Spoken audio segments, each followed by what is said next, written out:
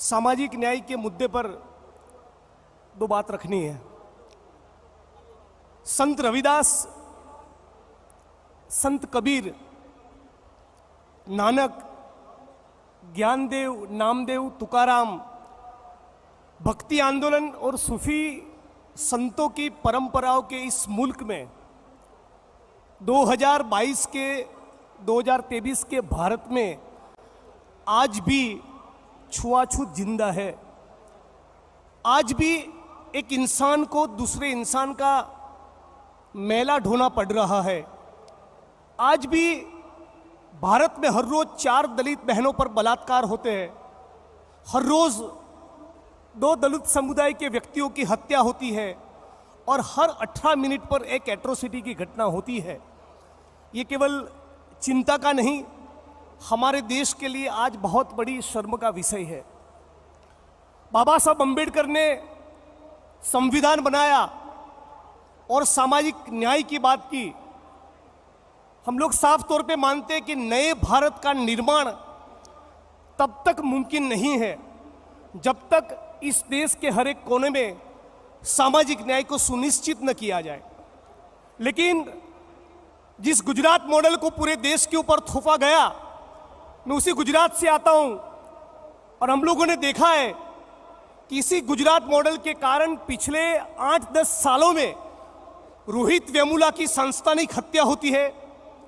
गाय के नाम पर सरेआम भर बाजार ऊना में दलित युवकों की चमड़ी उतारी जाती है। दिल्ली में रविदास के मंदिर को तोड़ा जाता है। एट्रोसिटी एक्ट को खत्म करने की कोशिश की जाती है। अम्बेडकराइट को, दलित मूवमेंट के साथियों को नक्सलाइट बोलकर भीमा कोरी गांव के केस में जेलों में डाला जाता है और हर संभव तरीके से दलित आंदोलन को कुचलने की कोशिश की जाती है। इन परिस्थितियों में कांग्रेस पार्टी ने अपने संगठन में दलित, आदिवासी, ओबीसी और मुस्लिम समुदाय को 50% से ज़्यादा शामिल करने की जो कोशिश की है, जो पहल की है, उसका मैं तहे दिल से स्वागत करता हूं। और आज इस मंच पर से पूरे भारत के दलित, आदिवासी, ओबीसी समुदाय के साथियों को यह भी कहना चाहता हूं कि चूंकि मैं गुजरात से हूं, चूंकि मैंने मोदी साहब को नज़दीक से देखा है, उनकी राजनीति को करीब से देखा है, मैं कहना चाहूँगा कि नरेंद्र मोदी इज मनुवाद पर्सोनिफाइड। इस दौर में मनुवाद को मजबूत करने का सबसे ज़्यादा काम भाजपा और आरएसएस ने किया है।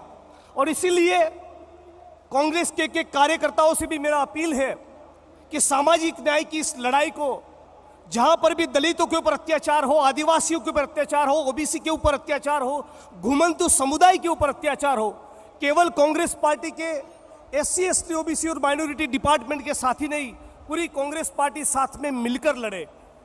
दलित समुदाय के साथियों के तौर पे भी हम लोगों का कर्तव्य बनता है कि जब बिल्किस बानो के बलात्कारियों को जेल में से छोड़ा जाए तो हम लोग भी उन मुस्लिम समुदाय के साथियों के साथ खड़े रहे जो बिल्किस बानो के मुद्दे पर बोल रहे। तो साथियों, संगठन के अंदर, कांग्रेस पार्टी के भीतर दलित, आदिवासी, ओबीसी और मुस्लिम समुदाय को योग्य प्रतिनिधित्व मिले। जहां पर कांग्रेस पार्टी की सरकार है, वहां पर दलित, आदिवासी, ओबीसी समुदाय के लिए जो नीतियां बनी है वो पूर्ण रूप से लागू हो और आरएसएस और भाजपा के खिलाफ हम लोग मोर्चा बुलंद करें। सामाजिक न्याय प्रस्तापित होगा तभी हम लोग कह पाएंगे कि नए भारत का निर्माण हो रहा है, संविधान लागू हो रहा है। इसी बात के साथ मैं अपनी बात को खत्म करूंगा। जय भीम, जय भारत।